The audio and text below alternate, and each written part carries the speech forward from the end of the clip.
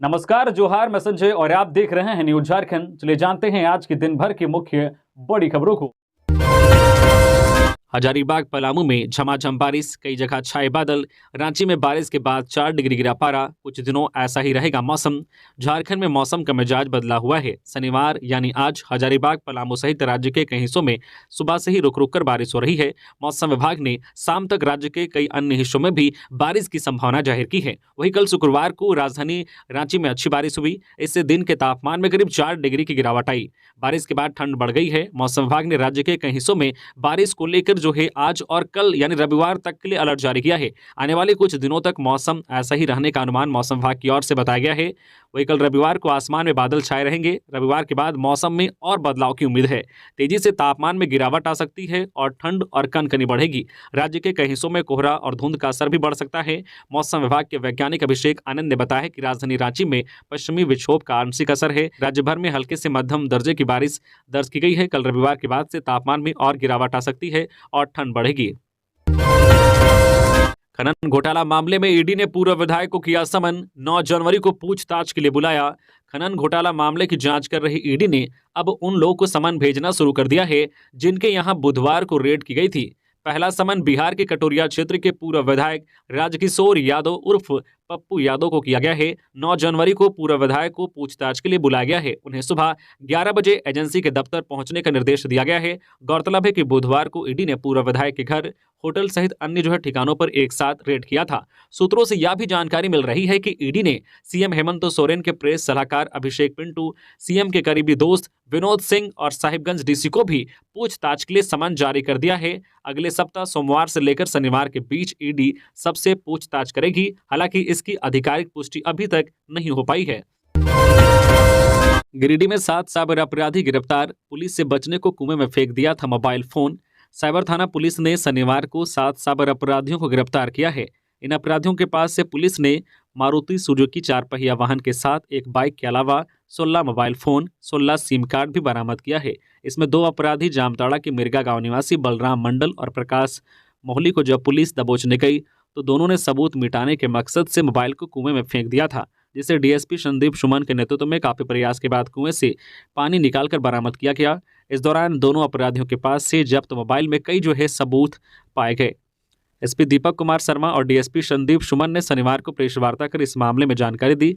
7 गिरफ्तार अपराधियों में गांडे के मारगोडी निवासी लक्ष्मण मंडल, दिनेश मंडल, मिलेश मंडल और बेंगाबाद के गेंड्रू गांव निवासी जागेश्वर साहू और गाधीनाथ गांव निवासी मनीष मंडल शामिल हैं। प्रेस वार्ता में एसपी ने बताया है कि गिरफ्तार 7 अपराधी बैंक खाता धारकों को वृद्धा पेंशन दिलाने और बैंक कर्मी का झांसा देकर ठगी करते थे, जबकि ये अपराधी रैंडम नंबर पर कॉल कर बिजली विभाग का फर्जी अधिकारी बनकर भी ठगी करते थे। इसके लिए बिजली उपभोक्ताओं को बकाया नहीं देने पर लाइन काटने की धमकी देकर ठगा करते थे। फिलहाल 6 माह में डीएसपी के नेतृत्व में गिरिडीह साइबर पुलिस ने अब तक 155 अपराधियों को दबोच चुकी है तो 14 लाख रुपए बरामद भी कर चुकी है। पलामू में मुखिया के घर लगी आग, नल जल योजना की सामग्री जलकर खाक। पलामू जिले में एक मुखिया के घर संदिग्ध परिस्थितियों में आग लग गई है। आग लगी कि इस घटना में मुखिया के घर पर रखी नल जल योजना की सरकारी सामग्री जलकर खाक हो गई है। घटना शुक्रवार देर रात की है। दरअसल पलामू के पांकी प्रखंड के पगार मुखिया के घर पर नल जल योजना की सरकारी सामग्री रखी हुई थी। अचानक मुखिया के घर में आग लग गई और सरकारी सामग्री जल गई। इस घटना में मुखिया का घर पूरी तरह से जल गया है। इस घटना में मुखिया के घर की 3 से 4 लाख की संपत्ति जल गई है। आग के कारणों का पता नहीं चल पाया है। आग की लपटों को देखने के बाद स्थानीय ग्रामीणों ने आग बुझाने के लिए दौड़े, लेकिन तब तक देर हो चुकी थी। सरकारी संपत्ति और मुखिया का खपरेल घर पूरी तरह से जलकर खाक हो गया था। मुखिया पति रिंकू सिंह ने बताया है कि किसी ने साजिश के तहत आग लगाई है ताकि सरकारी संपत्ति के साथ साथ उनका घर भी जल जाए। इस घटना में उनके घर की सारी सामग्री जलकर खाक हो गई है। उन्होंने मामले में एक लिखित आवेदन थाना को भी दिया है। पिपराटांड़ थाना प्रभारी हीरालाल शाह ने बताया है कि पीड़ित की तरफ से आवेदन दिया गया है। पुलिस पूरे मामले की जांच कर रही है। जांच के बाद पूरे मामले का खुलासा हो पाएगा। लंबे समय तक बिजली बिल जमा नहीं करने वाले बकायेदारों पर जेवीविनल कर रहा केस की तैयारी। मेदिनीनगर में भी शुरू हुई प्रक्रिया। जमशेदपुर के बाद मेदिनीनगर में भी लंबे बिजली बिल बकायेदारों पर सर्टिफिकेट केस करने की तैयारी की जा रही है। इस संबंध में झारखंड बिजली वितरण निगम ने सभी क्षेत्रीय आपूर्ति कार्यालयों को आदेश जारी किया है, जिसके तहत अलग अलग क्षेत्रों के लंबे बिजली बिल बकायेदारों पर सर्टिफिकेट केस करने का निर्देश दिया गया है। निगम की माने तो जेबीवीएनएल सर्टिफिकेट केस ऐसे उपभोक्ताओं पर कर रहा है जिनका लंबे समय से बिजली बिल बकाया है और जो बार बार नोटिस के बाद भी बिल भुगतान नहीं कर रहे हैं। बता दें कि आने वाले कुछ दिनों में रांची विद्युत आपूर्ति क्षेत्र में भी ऐसे उपभोक्ताओं पर सर्टिफिकेट केस किया जाएगा। इसके लिए लिस्ट तैयार की जा रही है। बता दें कि पिछले कुछ समय से निगम की ओर से बिजली चोरी और लंबे बिजली बिल बकायेदारों पर कार्रवाई की जा रही है। इसके तहत छापेमारी दल की ओर से अलग अलग इलाकों में छापेमारी कर बिजली बिल जो है वसूला जाता है, साथ ही बिजली चोरी के खिलाफ भी कार्रवाई की जाती है। इसी क्रम में अब निगम की ओर से सर्टिफिकेट जो है केस करने का आदेश जारी किया गया है। झारखंड में 9 सीटों पर लोकसभा चुनाव लड़ना चाहती कांग्रेस प्रदेश अध्यक्ष ने खड़गे के सामने रखा प्रस्ताव। पिछली बार 7 पर लड़े, 1 जीते। झारखंड में लोकसभा चुनाव के सीट बंटवारे को लेकर गठबंधन में अब रसाकसी शुरू हो गई है। लोकसभा चुनाव 2019 के आधार पर इस बार सीट बंटवारे को लेकर कांग्रेस राजी नहीं दिख रही है। इस बार कांग्रेस अधिक सीटों पर चुनाव लड़ना चाहती है। कांग्रेस झारखंड की 14 लोकसभा सीट में से 9 सीट पर चुनाव लड़ने का मन बना रही है। वहीं जेएमएम और राजद भी ज्यादा सीट की उम्मीद कर रहे हैं। चुनाव से पहले सीट के बंटवारे को लेकर चर्चा तेज हो गई है कि इस बार चुनाव में कौन कितने सीटों पर चुनाव लड़ेगा। कई मौकों पर कांग्रेस यह कहती आई है कि लोकसभा चुनाव में कांग्रेस अहम भूमिका निभाती है, विधानसभा चुनाव में वह जेएमएम के साथ और उन्हें मजबूत करने की कोशिश करती है। मिली जानकारी के अनुसार झारखंड प्रदेश कांग्रेस ने राष्ट्रीय नेतृत्व को यह जानकारी दी है कि पार्टी इस बार झारखंड की 14 लोकसभा सीट में से 9 पर लड़ना चाहती है। पार्टी ने इसके लिए तैयारी भी शुरू कर ली है। चुनाव की तैयारियों और राहुल गांधी की भारत जोड़ो न्याय यात्रा पर चर्चा के लिए नई दिल्ली में एआईसीसी अध्यक्ष मल्लिकार्जुन खड़गे के साथ बैठक के दौरान प्रदेश अध्यक्ष राजेश ठाकुर और कांग्रेस विधायक दल के नेता आलमगीर आलम ने यह प्रस्ताव रखा है। प्रदेश कांग्रेस ने जिन सीटों पर चुनाव लड़ने की जो मानसा जाहिर की है उनमें रांची, खूंटी, पलामू, सिंहभूम, लोहरदगा, धनबाद और हजारीबाग के साथ कुछ सीटों का जिक्र है। हालांकि जो है कांग्रेस भले ही 9 सीटों पर चुनाव लड़ने का मन बना रही है, लेकिन सीटों के बंटवारे को लेकर सब कुछ आसानी से होना तय मुश्किल हो सकता है। खबरों में आगे बढ़ने से पहले अगर आपने अभी तक न्यू ईयर गिवअवे में पार्टिसिपेट नहीं हुए हैं तो आपके पास लास्ट मौका है जहां पे आप पार्टिसिपेट होके 51,000 तक का कैश जीत सकते हैं, क्योंकि रजिस्ट्रेशन का लास्ट डेट सामने आ चुका है। उसके बाद रजिस्ट्रेशन बंद कर दिया जाएगा।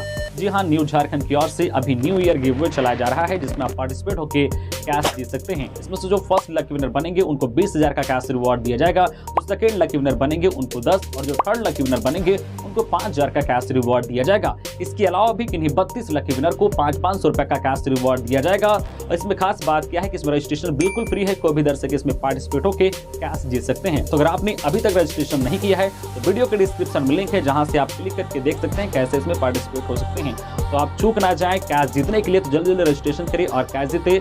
और जो रजिस्ट्रेशन का जो लास्ट डेट है वो 13 जनवरी 2024 है और 14 जनवरी को धमाकेदार जो है इसका रिजल्ट का अनाउंसमेंट किया जाएगा। तो जल्दी रजिस्ट्रेशन करें और कैश जीतने के लिए तैयार हो जाएं। धन्यवाद। चलिए बढ़ते हैं हम लोग अपने खबरों की ओर। अजय श्रीवास्तव बनाए गए बिरसा मुंडा केंद्रीय कारा के जेलर। अजय श्रीवास्तव को रांची के बिरसा मुंडा केंद्रीय कारा का नया जेलर बना गया है।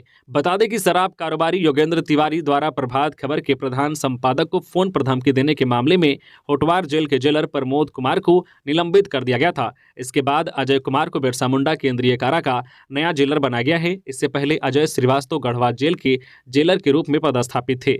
जानकारी हो कि बिरसा मुंडा केंद्रीय कारा से प्रभात खबर के प्रधान संपादक को फोन पर धमकी देने का मामला सामने आया था। इसके बाद जेल आईजी ने कानूनी कार्रवाई की थी। जेलर प्रमोद कुमार को पूछताछ के लिए 2 जनवरी को ईडी कार्यालय बुलाया गया। पूछताछ के बाद जेलर सहित सीनियर वार्डन अवधेश और कंप्यूटर ऑपरेटर पवन कुमार को निलंबित कर दिया गया। झारखंड जदयू का कार्यकर्ता मंथन शिविर। प्रदेश प्रभारी अशोक चौधरी और प्रदेश अध्यक्ष खीरू महातो ने की कार्यक्रम की शुरुआत। झारखंड जदयू प्रभारी साहब बिहार सरकार के मंत्री अशोक चौधरी आज जोहर नीतीश कार्यक्रम की तैयारी और 1 दिवसीय कार्यकर्ता मंथन शिविर में शामिल हुए। अशोक चौधरी ने दीप प्रज्वलित कर कार्यक्रम की शुरुआत की। इससे पहले उन्होंने बिरसा मुंडा चौक स्थित भगवान बिरसा मुंडा की प्रतिमा पर माल्यार्पण कर उन्हें नमन किया। बता दें कि 21 जनवरी को बिहार के मुख्यमंत्री नीतीश कुमार के रामगढ़ में होने वाली जोहर यात्रा की तैयारी को लेकर कार्य योजनाओं के मंथन किया जा रहा है। इस मौके पर बिहार के मंत्री अशोक चौधरी ने कहा है कि मुख्यमंत्री नीतीश कुमार झारखंड के रामगढ़ से नीतीश जोहर यात्रा की शुरुआत करेंगे। इसी को लेकर आज बैठक हो रही है। रांची के रिम्स में होमगार्ड के 372 जवान तैनात, फिर भी बेखौफ घूम रहे दलाल। रिम्स की सुरक्षा में होमगार्ड के 372 जवान तैनात हैं। इसके बावजूद परिसर में दलाल बेखौफ घूम रहे हैं। दलाल ओपीडी, जांच घर और वार्ड में आसानी से पहुंचकर मरीजों को फंसा लेते हैं। अब तक कई मरीजों से ठगी हो चुकी है। हालांकि होमगार्ड जवानों का कहना है कि रिम्स कर्मचारी आई कार्ड नहीं पहनते हैं, इसलिए पहचानना मुश्किल हो जाता है। आई कार्ड अनिवार्य होने से अनावश्यक लोगों पर पाबंदी लग पाएगी। इधर अधीक्षक वीरेंद्र बिरवा ने बताया है कि विभागीय अधीक्षक को अपने विभाग के कर्मचारियों का आई कार्ड बनाने व उसे पहनने का आदेश दिया गया है। वहीं वाहनों पर भी रिम्स का स्टिकर लगाने से संबंधित पत्र भेजा गया है। सोमवार को दोबारा इससे संबंधित आदेश विभागीय अध्यक्षों को भेजा जाएगा। वहीं होमगार्ड के सुपरवाइजर को भी सख्ती से अपने जवानों को ड्यूटी करने के लिए कहा जाएगा। अयोध्या के लिए पैदल ही निकल गए झारखंड के 2 युवक। हर दिन चलेंगे 30 किलोमीटर। 22 जनवरी को अयोध्या में श्री राम मंदिर की प्राण प्रतिष्ठा को लेकर लोगों में उत्साह है। देश के अलग अलग हिस्सों से लोग अयोध्या धाम पहुंचने के लिए निकल रहे हैं। इसी में झारखंड के भी 2 युवक अयोध्या के लिए पैदल निकल गए हैं। कोडरमा के नगरखाना निवासी 22 वर्षीय विक्कू कुमार राणा का भी शुमार है, जो अयोध्या जा रहे हैं। उनकी इच्छा थी कि वह पैदल ही अयोध्या की यात्रा करे। वहीं दूसरे युवक गिरिडीह जिले के मकतपुर से हैं, जो अयोध्या जाने के लिए पैदल निकल पड़े हैं। नाम है प्रेम चंद्रवंशी। पैदल ही अयोध्या यात्रा पर निकले दोनों युवकों का स्थानीय लोगों ने जोरदार स्वागत किया और जरूरी सामान देकर उन्हें अयोध्या के लिए रवाना किया। अयोध्या यात्रा पर निकले प्रेम चंद्रवंशी ने बताया कि वह पेशे से फूल सजावट का काम करते हैं। 22 जनवरी को अयोध्या में नवनिर्मित श्री राम मंदिर की अभिषेक में भाग लेने के लिए पैदल यात्रा करने का उन्होंने संकल्प लिया है, जिसके लिए पैदल ही निकल पड़े हैं। उन्होंने बताया है कि वह रोजाना 25 से 30 किलोमीटर का सफर पैदल तय करते हैं।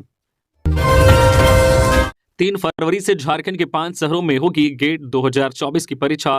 Graduate aptitude test in engineering GATE 2024 का एडमिट कार्ड जारी कर दिया गया है। 3, 4, 10 और 11 फरवरी को आयोजित प्रवेश परीक्षा राज्य के 5 शहर रांची, जमशेदपुर, हजारीबाग, बोकारो और धनबाद में होगी।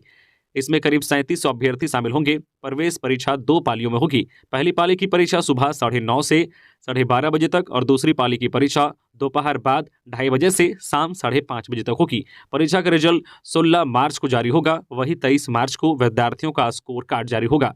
प्रवेश परीक्षा के लिए मॉक टेस्ट सीरीज जारी कर दिया गया है। इस वर्ष परीक्षा के संचालन की जिम्मेवारी Indian institute of science Bengaluru को दी गई है।